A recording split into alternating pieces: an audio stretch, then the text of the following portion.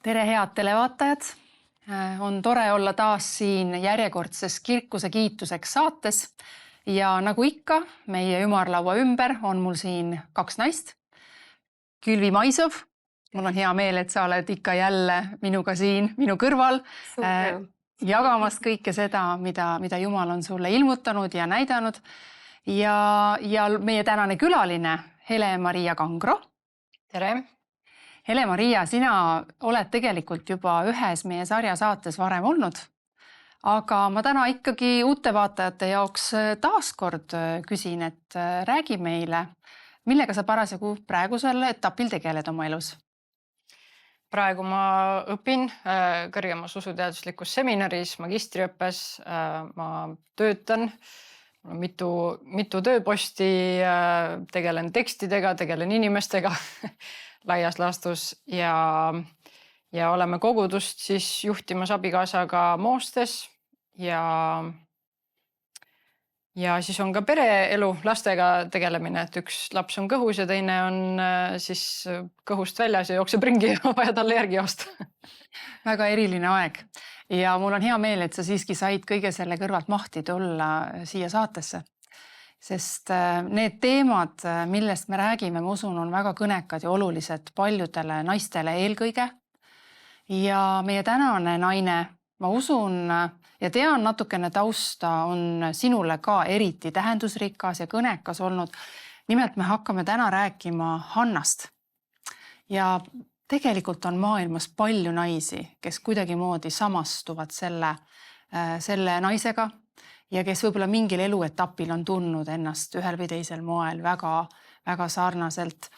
Ja sina oled ka öelnud, et ka sinu jaoks Hanna on olnud selline naine, keda sa oled kuidagimoodi tajunud võib-olla endale lähedasena või mõistetavana. Aga läheme ja hakkame ikkagi algusest jälle peale, sest paljud inimesed ei tea võib-olla, kes see Hanna on, kus ta elas, millega ta tegeles ja milles kogu selle loo sisu siis nagu on. Me võime ütelda, et kõik see, mida me täna saame siin rääkima, tegelikult on ühes hästi lühikeses piiblitekstis kirjas kokku pakituna 1. Samueli raamatus, 1. ja 2. peatükis. Me loeme Hannast ja Hanna, võiks ütelda, on üks emaduse ideaalkuju. Kui nüüd keegi ütleb, et mille poolest Hanna meile meelde jääb, siis ühe eriliselt võib-olla õilsa, kauni emana, aga ometi see, kuidas tema lugu väga pikka aega oli hoopis midagi muud. Kuidas sina kirjeldaksid, milline oli Hanna elu enne seda, kui ta sai emaks? No me saame piibliteksti vahendusel päris palju emotsioone näha, mida muidu teksti vahendusel on võib-olla raske edastada või tihti jäetakse need välja. Televisioonis vastupidi on emotsioonid alati väga esil. Aga me näeme, et see oli üks raske aeg tema jaoks ja eks iga inimene teab seda pinget enda sees, kui sa midagi väga igatsed ja midagi ka teised või kogu ühiskond ja perekond sinult ootab ja sa ei suuda seda pakkuda ja Hanna puhul siis jah, oli see viljatus, millega tema siis nagu rinda pistis ja tolles antiikaja kontekstis oli see veel eriti hull selles mõttes, et see tähendas ikkagi perekonnale majanduslikku hävingut ühel hetkel. See tähendas ka sellist ühiskondlikku halvakspanu, sest väga selgelt ka Moosese seaduse pinnalt nähti, et lapsed on õnnistus ja siis nagu mündi teine pool on see, et viljatus on needus. Ja sellega kaasnes ka see, et inimesed ka nagu ümber sosistasid ja vaatasid, et küllap nende elus on ikka mingi salapatt, vaata tegelikult, et näed, Jumal karistab neid ja elada siis selle sisemise pingega ja selle sotsiaalse surve ja halvakspanuga oli kindlasti väga raske ja toona isegi juudi õpetajad julgustasid lausa mehi lahutama, kui on viljatuse probleem ja nähti seda toona nagu 100% naise probleemina. Et võib-olla üks nendest kohtadest, kus me tõesti saame öelda, et tänapäeva meditsiiniteadusega me teame natuke paremini kui toonased inimesed neid küsimusi. Aga ma arvan, et siin on palju tegelikult nagu universaalset ja palju ka, mida ka see meditsiini suur areng tegelikult ei ole suutnud nagu ära võtta, et seda pinget ja valu, mida see tähendab, seda teavad paljud tänani. Aga nüüd lugedes seda päris nagu teksti algust, siis me näeme seda, et ta oli siis abielus Elkana nimelise mehega, kes oli leviidi päritolu, ehk siis olid templiteenistuses ja ta elas Eefraimi mäestikus, ehkki ta ei olnud Eefraimi hõimust. Me saame aru, et ta oli leviit, aga ilmselt siis kuidagi elukoha järgi on teda selliselt siin nimetatud. Ja tõepoolest elas siis Hanna mitte ainult oma abikaasa Elkanaga, vaid ka oma abikaasa teise naisega, kelle nimi oli Peninna. Kui huvitav võib-olla nüüd jälle nimedest rääkida, et Peninna tähendab nagu pärlit või vääriskivi, mis on nagu võib-olla ilus, aga kõva. Ja jällegi vaatad seda karakterit ja hakkad aru saama, et huvitav küll, et ole väga ettevaatlik, millise nime sa oma lapsele paned. Sulle, ma ei tea, kas sinu lapse nimi on juba teada, mida teie panete, aga et mõtelge hoolega. Et praegu on veel võimalus, eks ju. Ja võib-olla siia kõrvale öeldagi, et mis on Hanna nime tähendus, on siis graatsiline. Et ta nagu armuline või graatsiline. Ja et selles mõttes nad on tõesti nagu vastandid, eks ole, ju, õrn. Ja Elkana nimi tähendab Jumal omandab. Just. Mis on väga huvitav, see on nagu peaaegu et prohvetlik sõna, eks ole, sest Jumal tõepoolest siis tulevikus omandab midagi, mis talle on kallis. Just. Ja see võis olla, siis ma kujutan ette üks paras, me võime ütelda küll humoorikalt seebiooperi laadne elu, aga tegelikkus me mõistame oli selline, et Hanna, kes ei saanud lapsi, pidi nägema pealt seda, kuidas tema abikaasa teise naisega saab selle eest need lapsi päris piisavalt. Ja nüüd rääkides sellest polügaamiast, võib-olla on siin ikkagi nagu hea see asi selgeks teha, et kuidas üks jumalakartlik mees ikkagi siis võttis endale mitu naist. Me näeme, et neid lugusi on ju piiblis veel, mitte et piibel seda soosiks, aga lihtsalt sellisel moel tol ajal ikkagi oma otsused tehti, et miks see juutidel selliselt oli, tead sa, Külvi? No tegelikult enne Mooses tehti seda üldse vabalt, et selles mõttes see käis nagu täiesti kultuuri juurde ja kui me nagu antiik või sellist enne uputust ajalugugi siit või sealt kuuleme, siis me teame, et see oli normaalne. Kui sa olid rikas mees, võta omale nii palju naisi, kui sa suutsid üleval hoida. Ka Saalomon ju tegelikult kukkuski sellesse samasse lõksu, et ta vägi ja võim oli suur ja ta nägi seda ka sellise aulise ja võimekuse nagu tähendusena ja see oli tema lõks lõpuks. Aga Elkana puhul piibel konkreetselt ütleb ka, et ta armastab Hannat. Ja et iga kord, kui nad läksid välja ja nad pidid seda pidurooga jagama, siis tegelikult see üks osa, mida igale naisele siis nii-öelda või pereliikmele jagati, Hanna sai nagu topeltportsjoni. Eesti keeles ütleb nähtava osa, aga see siis sellises tähendab, et ta sai rikkama või suurema osa. Ja ta hoolitses ja armastas Hannat tegelikult väga. Aga selline kõrvalseadus, mida siis piiblis ei ole, aga juutidel omal ajal oli, on siis see, et kui sa oled viljatu naisega abielus, nagu juba sai öeldud, sa võid lahutada ja võtta uue naise või sa võid võtta teise naise, aga sa pead hoolitsema, et su seeme läheb edasi. Sest sellega oli nii maaseadused kui pärandiõigused, kõik asjad olid sellega seotud. See, et sinu kohustus pere ees oleks täidetud, oli see, et sa kannad vilja. Nii et tõenäoline, seal on küll teisi vaateid ka, aga vägagi tõenäoline on, et Peninna oli siis see teine naine selleks, et lapsi saada. Ja Hanna oli see, kellega oli abiellutud sellest armastusest või see tema valik, eks ole, esimene valik. Ja ma usun, et alati nendes vähemalt piiblilugudes võib ka nii vaadata, et miks need mehed neid naisi armastasid, kes vahel olid viljatud. Tegelikult vaatad neid naisi ja neid lugusid ja mõtled, et võib-olla see on romantiseerimine, aga ma arvan siiski, et seal on üks vaimulik väärtus või vaimulik ilu, mis nendes naistes on, mis on peaaegu prohvetlik ja mida Jumal tegelikult oma vaimu läbi nendesse on pannud ja vahel on see prohvetlik, nagu selles looski.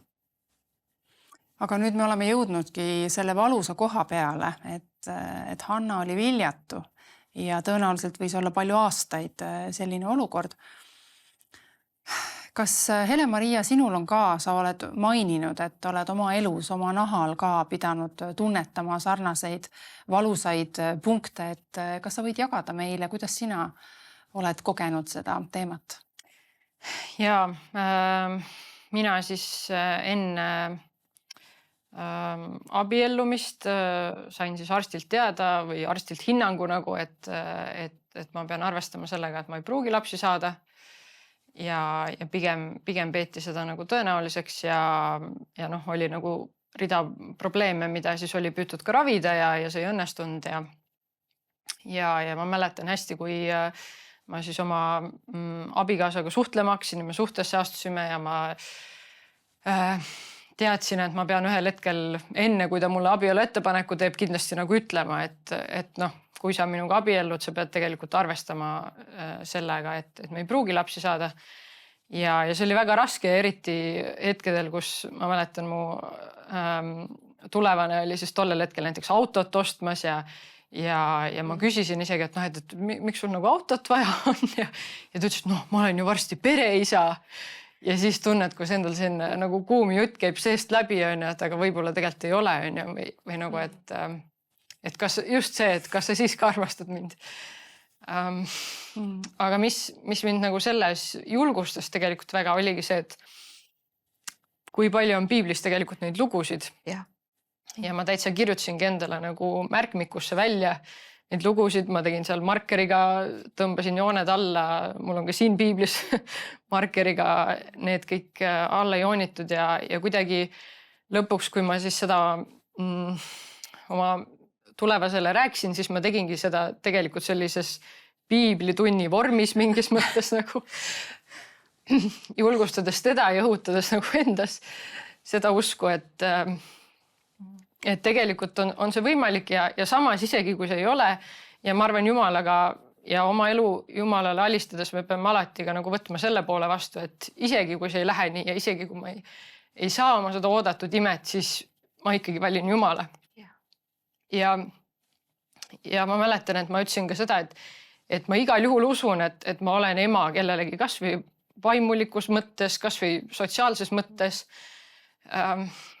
Ja ma mäletan, et mu mees ütles ka, et igal juhul on meil veel ülevam kutse teha jüngreid, õpetada inimestele Jeesusest ja ta kinnitas, et ta igal juhul armastab mind ja noh, ka sealt edasi nagu ikkagi need lood hästi palju nagu julgustasid ja suunasid kuidagi vähemalt siis nagu valama ka seda muret nagu Jumala ette välja, et kui me siin Hanna kohta ka loeme, siis piibel ütleb, et ta oli hinges kibestunud ja ta palvetas issanda poole ja ta nuttis väga. Et nagu kuidagi see nagu, ka see tema lugu, see aitas nagu valideerida neid tundeid. Et see on okei tunda seda kibedust, see on okei nutta, ja see ongi see, noh, mis peab saama nagu Jumala ette välja valatud. Ja ma arvan, siin loos on eriti huvitav, et me näeme ka teist kibedat naist ja kuhu tema oma kibeduse valab, tema valab selle siis Hanna peale, teades tema nõrkusi, virutades nii-öelda oma sõnadega talle igal aastal, nii et Hanna veel rohkem nuttis ja noh, ma arvan, et siin on ka väga suur õppetund, et kuhu me selle kibeduse ja selle valuga lähme, ja ka nende asjade suhtes, mis me elus on, noh, kuhu me ei saagi võib-olla midagi parata või kuhu ei ole seda oodatud läbimurret tulnud, et mis me siis teeme nagu ja mis elufilosoofiat me rääkima hakkame, et kas me julgeme ennast haavatavaks teha või me nagu just võtame sellise, noh, võt just nagu see pärl, et ma olen selline tead, et keegi ei saa ligi. Aga selles mõttes, noh, minu lugu ja meie lugu läks ka väga armuliselt, et Jumal ikkagi kinkis meile lapse ja me panimegi talle nimeks Johannes, mis tähendab, et Jumal on armuline. Ja Jumal on nüüd meile ka teise lapse kinkinud, kes praegu kõhus on.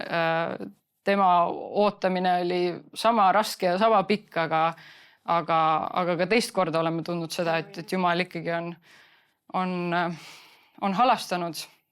Ja need lood sellepärast ja Hanna lugu seal juures on minu jaoks hästi erilised ja ma arvan ka see, kuidas, millist usku me tegelikult nagu Hanna karakteri puhul näeme ja see esimese Samueli teine peatükk, kus on siis Hanna kiituslaul.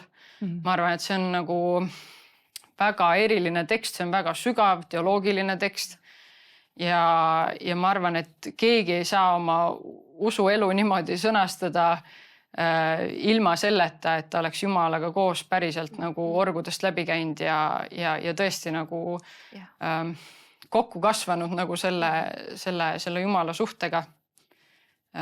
Nii et ma usun, et kõikidele, kes kannatavad oma nende mis tahes tervisehädade või nagu täitumata igatsuste käes, siis ükskõik nagu kumba pidi see läheb nagu siin maises elus, et tegelikult seal on väga suur potentsiaal alati Jumalaga väga lähedaseks saada ja saavutada mingi eriline suhe temaga, mida me tegelikult mingil muul moel ja kuidagi kergemalt kellegi jutlust kuulates või kuskil lihtsalt, ma ei tea, konverentsil osaledes elu sees ei saaks. Ja huvitav minu jaoks oli see, et ja see haakub sellega, mis sa ütled, et Hanna otsustas minna Jumala ette kogu selle valu ja kibedusega.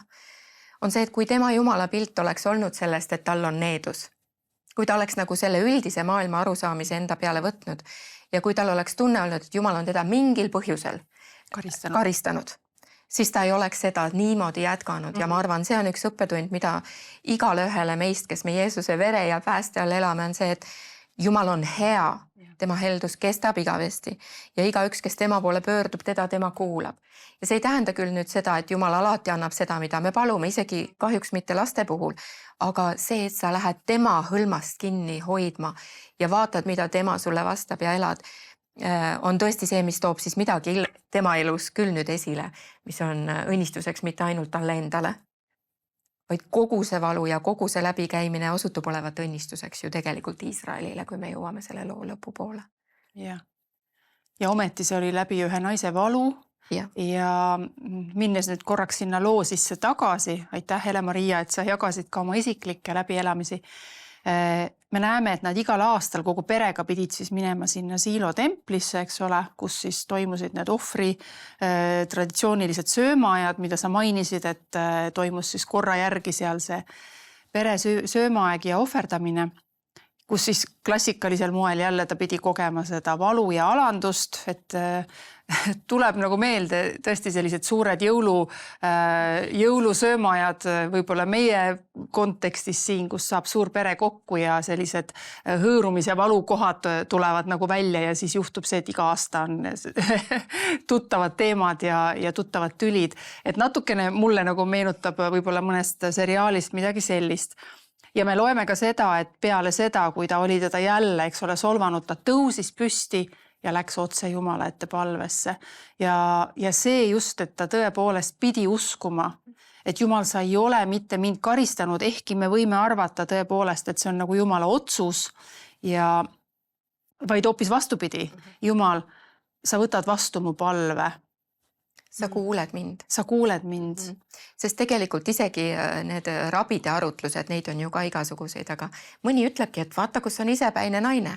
Et miks ta järgi ei jätnud, eks ole? Oli ju teada, et Jumal karistab niimoodi. Et sõna otseses mõttes see usk oli nagu üle kõige, mida võiks uskuda sellel hetkel, et ta läheb ja veedab aega templis järele jätmatus. See on järele jätmatus millegi nimel, mis tema sees oli suurem kui see lihtsalt, et ta mees näiteks ütleks, et kuule, Peninna, jäta ta rahule. Et ta oleks võinud ju mehe juurde öelda ja ütelda, et kuule, kaitse mind, see naine nõel. Aga ma arvan, et seal on võib-olla enam, võib-olla isegi see, et nad istusid ümber ühe laua seal templis või kus nad siis iganes sõid ja ta nägi neid lapsi. Ja kui su süda igatseb lapsi, ma tean ka omast käestki, siis nende pisikeste nägemine on otse kui hõõr nagu sool haava peale, sest sa nii väga igatsed ja sa näed, et sinu mehel on teise naisega see, mida sa oled kogu aeg igatsenud.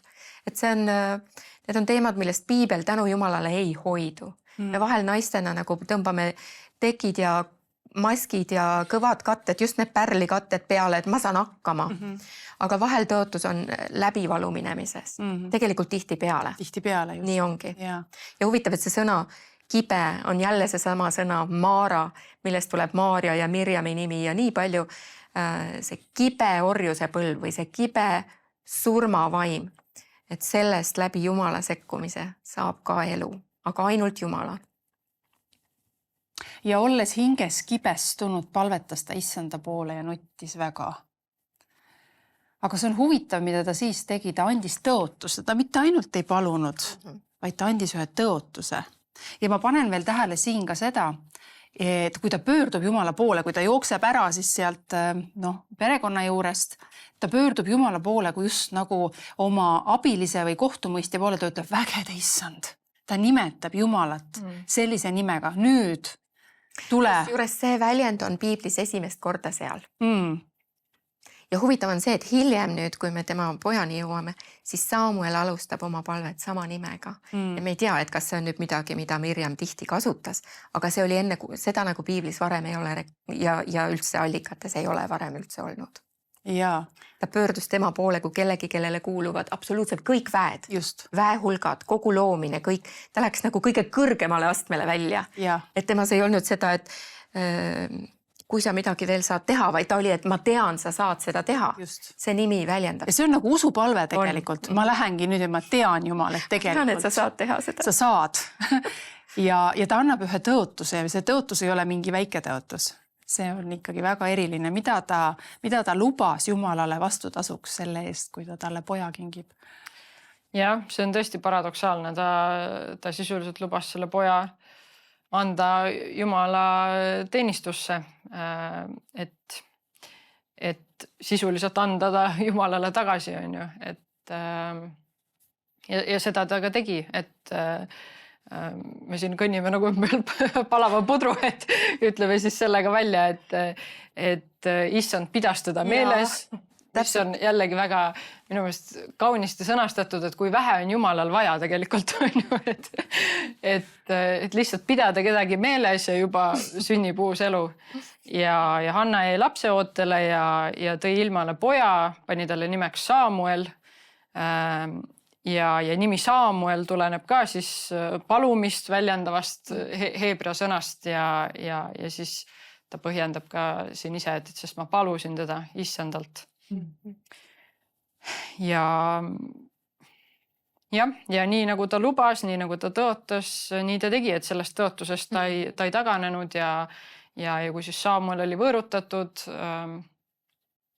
jällegi ta oli siis võib-olla seal 4-5 aastane on ju, siis nad viisidki ta sinna templisse ja edasi kasvas siis poiss seal Jumalat kummardades ja teda teenima õppides. Ja ta suutis panna vastu kiusatusele kuidagi moodi loobuda oma sõnast või tõotusest. Kas neil ei ole ka sellist seadust, et kui sa nagu oma tõotuse võtad just nagu tagasi, siis sa pead maksma, sa pead tasuma mingi teatud ohvri tasu, kui sa ei täida oma tõotust. Et oleks ju võib-olla võinud kuidagi moodi teisiti teha, aga ta andis ära kõik nagu lõpuni ja andes oma poeg nagu eluaeg nasiiriks. Seda tavaliselt olid ikkagi nagu reeglina teatud ajaperioodi mingis vanuses, vähemalt kui me loeme siin Moosese seaduses, siis kusagil kas vanuses 30–50 või see oli nagu periood, kui anti see nasiiri tõotus, ehk siis ka, eks ju, nad ei tohtinud tarbida alkoholi, nad pidid eemale hoidma seal surnutest ja teatud rüvedatest asjadest, juuksed ei lõiganud, see oli väline märk sellest, et sa oled andnud mingi tõotuse. Aga Hanna ütles, et annan elu lõpuni ja neid erijuhtumeid on ikkagi ilmselt väga vähe olnud. Siimsonist piiblis oleme veel lugenud, kes samamoodi oli terve eluaeg selliselt Jumalale antud ja Samuel, tema poeg, siis Hanna poeg on samuti. Hanna fookus ilmselt selle palve ajal ka, võt kui huvitav asja toob piibel ju välja, et Elkana tuli tema juurde ja ütles, et miks sa nutad? Kas ma ei ole parem sulle kui 10 poega? Ja see mõte on siis see, et kas ma ei ole sind piisavalt armastanud, kas ma ei ole sinu eest piisavalt hoolitsenud, kas sa tõesti oled leinas, olles abielus minuga. See on see sama printsiip, nagu öeldakse, et hea kuninga ligiolus ei ole pisaraid. Meie Jumala ligiolus ei ole pisaraid, sest kõik meie vajadused on täidetud. Põhimõtteliselt mees tuleb ja ütleb, et sa oled ikka pisarates, kas sa ei ole rahul sellega, mis sul on. Aga millegipärast Hanna ei olnud tõepoolest, et ta läks Jumala ette, teades, et ta plaanib nüüd ära anda ja ikkagi palus. Ta ju palus nii kaua, kuni see poeg ikkagi siis eostus tema sees. Ja see, ma ise olen nagu kaalunud seda, et tema jaoks oli Jumalaga suhe vaata, et elavam kui see, kas ta ise elab või sureb või on õnnelik. Talle tundus midagi selles, jälle ma arvan, et see on prohvetlik vaim tema sees tegelikult, et midagi pidi esile tulema, mis oli tema suur vahetus Jumalaga. Jumal annab, Jumal võtab, aga Jumal teeb midagi sellega, mis on palju suurem kui väike Hanna ise. Ja see on huvitav mõte, ma arvan, et jälle meil ka vahel mõelda, et olgu, mina ju saan nii ka hakkama. Aga mis siis, kui Jumal tahab midagi palju suuremat teha kui mina? Alati on võimalik Jumalale pühenduda veel suuremalt ja veel sügavamalt ja see on see Hanna tegu, mis seda meile näitab. See oli ohver. Ja see, mida Jumal selle ohvriga tegi, ma mõtlen, et huvitav, kuidas ta mees suhtus sellesse, et tema esmasündinud, selle naise esmasündinud poeg ära anda, et kusagil on ka mingi kommentaar öelnud, et miks Hanna nagu vaikselt andis tõotust, nagu niimoodi, et sa ei saa nagu aru, et sa ei ütle seda kõigi kuuldes. Abikaasal olevat olnud ka õigus see tõotus ringi keerata, kui ta seda kuuleb ja talle see ei sobi ja siis ta teeb Jumalaga selle lepingu salajas. Vaata, milline Hanna. Ja preester Eeli, kes siis vaatas seda, ei saanud ka aru, et mida sa seal pobised, purjus oled või. Ja järelikult ma mõtlen taas kord, selle Siilo kohta ei ole väga häid sõnu ütelda. Tema pojad, kes olid preestrid, öeldakse lausa, et kõlvatud lausa. Eeli kohta. Eeli pojad olid kõlvatud. Eeli pidi kannatama. Ehk siis see templi olukord, kus tema pojad juba teenisid nüüd, eks ju, tema järel, oli vaimulikult suhteliselt halvas seisus, madal seisus. Ja kui ta juba eeldas, et sinna tulevad ka inimesed, kes on natuke jopsis ja ilmselgelt võib-olla siis need söömajad äkki läksid ka natuke käest ära ja seal võiski olla ühte koma teist, et ta juba nagu kergesti kuidagi arvas. Järelikult see ei olnud midagi uut võib-olla või midagi erilist. Et mida see naine siin siis nüüd pobiseb, eks ju, et on ta natuke liiga palju veini tarbinud. Ja huvitav, et see, kui Hanna talle vastab, eesti keeles ju see ei tule kuidagi välja, aga tegelikult algkeeles seal ongi umbes selline, kuidas sa võid nii must mõelda. Et seal on tegelikult see joon sees, et kui püha vaim näitaks sulle, mis siin praegult toimub, et kuidas sa ei näe seda, mis siin päriselt toimub. Eesti keeles see niimoodi välja ei tule, tuleb lihtsalt, et oi, ära minust küll niimoodi mõtle, eks ju, ja ta on väga alandlik. Aga mõte on ka see, et sa ei tohiks niimoodi mõelda praegu. Et siin on nagu midagi suuremat käimas. Aga hiljem ta muutub ja see on väga huvitav, sest kui nüüd hiljem ju ta sai veel lapsi, sellest tuleb, Piibel mainib, et hiljem Jumal andis Hannale veel lapsi, aga see oli Eeli õnnistus. Et Jumal andku sulle nüüd selle asemel, kelle sa tõid siia veel teisi lapsi. Nii et tegelikult Eeli oli puudutatud, sai aru, et siin on nüüd midagi Jumala kartusega. Et loodetavasti äkki Eeli ise vähemalt sai kokku puuta Jumalaga teiseks jälle. Ma arvan, ta juba korrigeeris ennast selles samas episoodis, kui Hanna talle vastab, et ära pea mind kõlvatuks, siis ta ütleb, et mine rahuga, küll Jumal täidab su soovi. Ja, just. Ja Hanna sai kohe rõõmsaks usu läbi tegelikult. See on ka hea. Jaa. See ütleb väga hästi, et ta mõistis oma vaimus ära, et minu palve on nüüd läinud sinna trooni ette ja rohkem ma enam ei pea muretsema. See on nagu see, et sa näed vaimus ära, et ma olen kätte saanud selle, nii nagu Jeesus ütles, et kui te midagi palute, uskuge, et te olete selle saanud ja siis see sünnib teile. Ja ma kujutan ette, et see sama vaimulik printsiip tegelikult võiski siin olla, et ta juba vaimus sai selle kinnituse. Jah, Jumal, sa oled kuulnud mu palvet, enam ma ei muretse. See rõõm, ja ma arvan, see tuli pühast vaimust talle. Ega meie ei tea, millal see püha vaim tema üle tuli, et ta hakkas saama vilja kandvaks, eks ole. See võis ka tulla see sama hetk seal templis, eks ole. Ja lähed koju ja ühel hetkel oledki juba varsti avastad ennast last ootamas. Nii et see on nagu väga hea julgustus meile ka ja meelde tuletus sellest samast palveprintsiibist. Ja et ka mitte ennem järgi jätta, nii et mõlemad on õiged, et ennem ei tasu järgi jätta, kui see teadmine usu läbi tuleb su südamesse, aga siis, kui ta on, siis ka ära enam, siis kiida ja täna Jumalat tema headuse eest, et see murdepunkt on nagu saavutatud. Jah, et ka Jeesus ju julgustab meid palvetama järeleandmatult ja jutustab ka sinna juurde tähendamissõna lesknaisest ja ülekohtusest kohtunikust ja võib-olla teisest aspektist meenub Paulus, kes palus see müstiline vaim, mis ta ihus oli, palju on vaidlemist, et mis see siis oli, me ei tea, mis see oli, aga midagi tema elu väga segas ja tal oli jälle veendumus Jumalalt, et sulle piisab minu armust ja selle asjaga jääb nii, nagu on. Aga igal juhul tuli vastus ja tuli mingi selgus ja siis sa tead sealt edasi liikuda. Täpselt nii, jah. Ja see ime juhtuski ja Samuel ühel hetkel oli ikkagi selle koha peal, kus ema tuli tal ära viia templisse. Mis tunne võis olla Hannal sellel päeval, kui ta võttis selle poisi käe kõrvale? Kui vana see Samuel võis olla? 2-3 aastat Võib vana? rohkem ka olla, kuni 5. 3 ja 5 vahel, jah. Ilmselt tal ei olnud kiire võõrutamisega. aga selge on see, et kui ta oli oma südames juba selle tõotuse teinud ja Jumal oli näinud tema siirast usku, loomulikult ta täitis oma tõotuse ühel hetkel. Ja me loeme tegelikult, et see sama võimas Hanna kiituslaul, mida me ka Uues Testamendis on tsiteeritud ja lauldud ja mis on läbi sajandite kajanud, oligi ju tegelikult sellel hetkel, kui Hanna andis ta ära. Siis oli see kiituslaul ju, et sa annad ära oma kõige kallima varanduse ja siis sa juubeldad, eks ole. Süda rõõmutseb issandas üleneb mu sarv kõrgele, mu suu on laialt lahti mu vaenlaste vastu, sest ma olen rõõmus sinu abi pärast.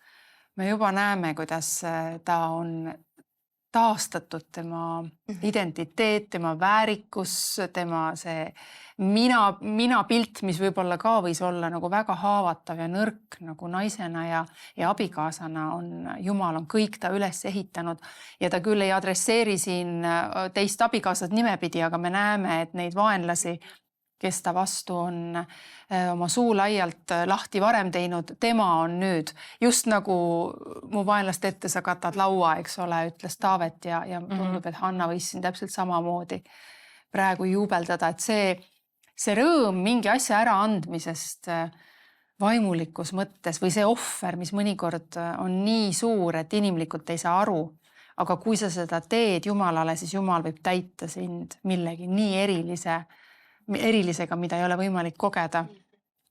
Et see võiks võib-olla olla nagu meile nende kohtade peal, võib-olla seda mõistavad need, kes on pidanud oma elus midagi sarnast kaupa Jumalaga tegema.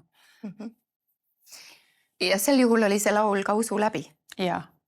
Et ta oli ühtepidi teadmine Jumala karakterist, aga teisest küljest me ka näeme, et seal teise naise pojad pidid surema. See on nüüd selle asja teine külg ka, et Jumal tõepoolest mõistis kohut tegelikult ka sellele teisele naisele ja nüüd, kui see laulus tuleb nii ilust, need on karmid sõnad tegelikult, aga väga selgelt ta ütleb, et ta on võimeline andma lapsetule palju vilja ja ometi see, kellel oli palju lapsi, võib lõppeda kurvalt, eks ole, et selline printsiip tuleb tema laulust välja, nagu sa ütlesid, need on teoloogilised asjad, mis ilmselt Jumala vaim ise Hannale seal altari ees ka rääkis.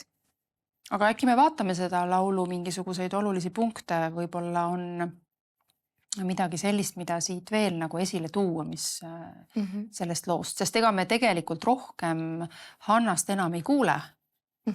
Siis on kõik temaga. Siis me kuuleme Samuelist. Just, ja edasi läheb juba pikalt Samueli lugu, tervelt 2 raamatut, mida me näeme tema pikast teenimisest, aga Hanna töö on sellega vähemalt raamatulehekülgedel tehtud. Ühe asja ma võib-olla ette ütleksin veel oli see, et sa mainisid seda, et ta salaja andis tõotuse, et vaata, milline Hanna. Aga piibel räägib ka sellest, et kuskilt maalt Elkana sai teada ja ütles, tee selle lapsega nii, nagu sulle näib hea olevat. Mis on hästi huvitav, sest et täpselt samamoodi mäletate, Abraham ütles Saarale selle teise poisi suhtes ka, eks ole, et tegelikult targad jumalakardlikud mehed andsid oma naistele päris palju, nad teadsid, et naistel on mingi teadmine oma laste suhtes ja need mehed usaldasid seda. Et sellel hetkel oli Elkana siis ka kaasas, et see ei olnud nagu kõik salajas. Jaa, see on siin täiesti kirjas ka salmidest 22 alates, kus oleks pidanud taas minema iga-aastasele ohvrile ja Hanna ütles, et mina jään nüüd koju, kuni poeg on võõrutatud ja siis tõenäoliselt ta mees siis sai aru, mis plaan on olnud ja ütles, et tee nagu su silmis hea on, jää koju, kuni sa tema oled võõrutanud, issand ainult kinnitagu oma sõna. Nii et taaskord ta oli tegelikult valmis Jumala tahtele alistuma ja usaldas, et Hanna teab, mis on Jumala tahe nagu. Jah.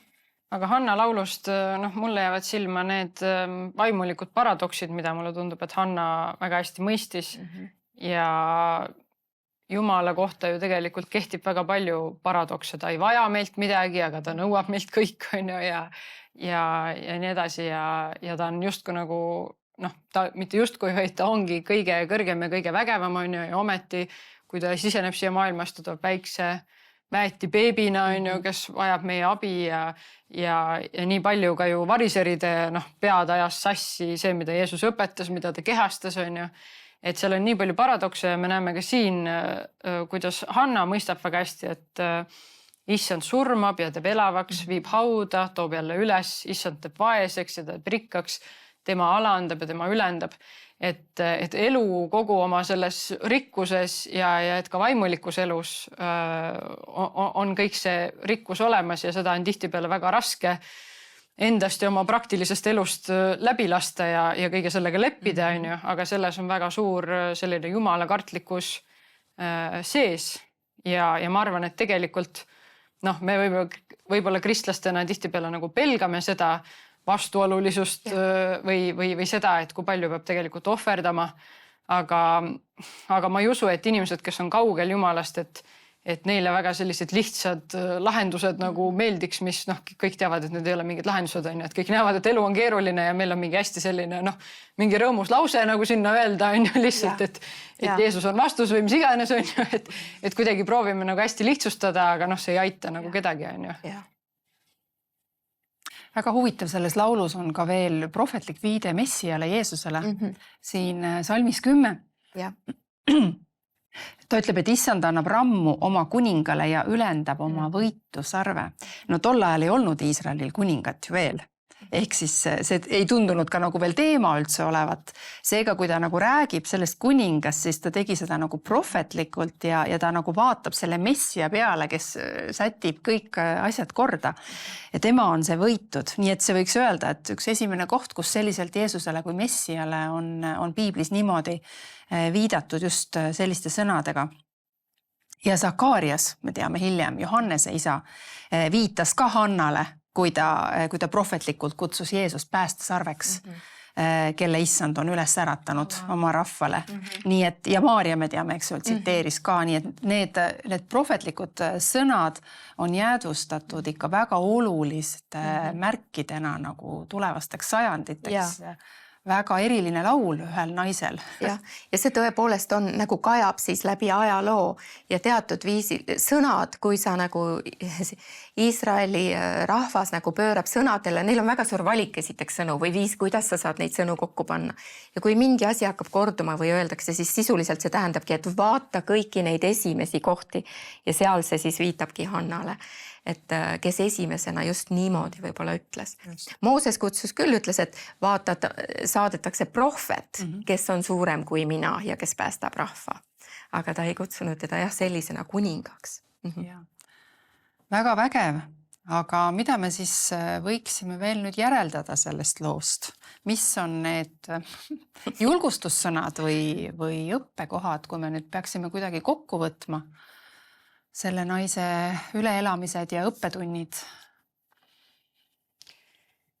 Ja, ma arvan, et üks asi ongi see suurema pildi nägemine, et juudid on selles mõttes muidugi väga tublid olnud ja eriti sellel perioodil, et kõik need lood, mida põlvest põlve räägiti, küll minevikku vaatavalt ja küll tuleviku prohvetite tõotuste läbi, et mulle tundub, et see andis sellist ka nagu suuremat pilti, et me täna elame tihtipeale väga kitsas sellises individualistlikus raamis, nagu et mina ja minu tahtmised ja minu vajadused ja soovid ja ambitsioonid on ju. Et kuidagi sellest Jumala abiga nagu välja suumida, see võiks olla üks õppekoht. Ja teine, ma arvan, meile naistena eriti, et siin ikkagi see Beninna minu meelest väga hästi kehastab seda, milleks me naised kõik võimelised oleme, olgem ausad, et leida teise nõrka kohta ja sinna nagu veel üks löök jälle juurde anda, et ennast upitada. Et kahjuks me oleme selles osavad ja tihtipeale osavamadki kui mehed. Ja seda tuleb nagu teadvustada ja neid lugusid hoiatusena võtta ja suunata ka see nagu pahameel ja pretensioonid, mis meil teiste suhtes on enne kõike ikka Jumala ette ja oma palves välja ja siis sealt sõeluda, et kas ja mis ma pean üldse teisele ütlema, võib-olla ma ei peagi talle midagi ütlema, võib-olla see on tõesti minu enda südame probleem, millega ma siin pean koos Jumalaga hoopis tegelema, või annab Jumal mingid muud juhised, aga et nagu alistada ennast nagu Jumalale ja ka olla julge oma kõiki emotsioone Jumala ette viima, et Jumal ei karda emotsioone. Ei karda emotsioone ja ma ütleks ka sama, et ära karda olla nagu tegelikult mõtled selle peale nutev naine, keda peetakse purjun. See tähendab, et ta ei hoolinud sellest enam, kuidas ta teistele välja paistab või ta meeleheide oli nii suur. Ja kui miski on nii sügavalt sinu südames, siis sellega Jumala ette minna on nagu hästi oluline. Et ära kata kinni oma neid valusid ja asju, sest sa ei tea, mis selle taga on. Ja Hanna puhul oli seal taga Samuel, kellest tuleb väitsile mees, kelle kohta Piibel ütleb, et tema sõnad ei kukkunud tühjalt maha. Et see tähendab seda, et teised prohvetid nii enne kui pärast mõni sõna võis mööda ka minna, aga Samueli kohta tõesti öeldakse, et tema sugust ei ole rohkem olnud. Ja see tuli võt selle naise hüüu ja võib-olla mõned naabrinaised irvitasid selle üle, võib-olla mõtlesid, vaene inimene, no hullemaks enam asi minna, ei saa ela oma elu vähemalt. Et hoia kinni sellest, mis sulle on nagu püha või mis sinu sees nagu istub ja ütle, issand, korrigeeri mind või issand, kuule mu häält, sest ta on tõotanud, et ta kuulab su häält. Väga imeline. Ja ma mõtlen neid lugematuid Samuele, kes on maailma sündinud täpselt niimoodi, et ema, kes on olnud lootusetu, kas mul kunagi õnnestub last kätel hoida ja siis ühel hetkel see lugu on tema elus saanud nagu lihaks, et meil on nii suur tänu kuidagi, et Jumal on naistele jätnud ka sellised sõnumid siia, ära kaota lootust, isegi lootusetuses olles on olemas lootus koos Jumalaga ja meie ei tea küll, kellele Jumal midagi kingib, aga me teame, et kõik, mis Jumala käest tuleb, on alati hea ja koos Jumalaga, nagu sa enne ütlesid siin, et ka enda elu üle rääkides, et isegi kui tõesti ei juhtu minu elus seda, et ma saan olla ema, Jumal kõige olulisem on, et ma oleksin sinuga koos ja teeksin sinu tahet, sest ma tean, et sealt tuleb mulle elu, õnnistus, rahu, rõõm.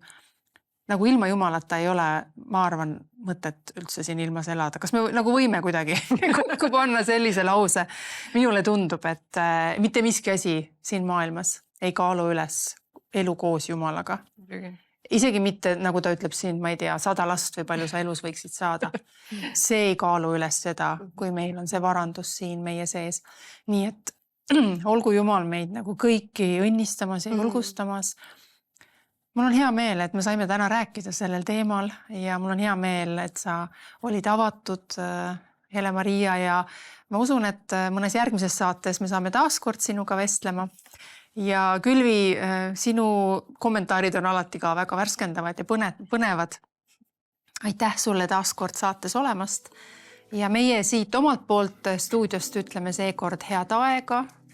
Ja loomulikult loodame kohtuda juba järgmises saates teiega taaskord.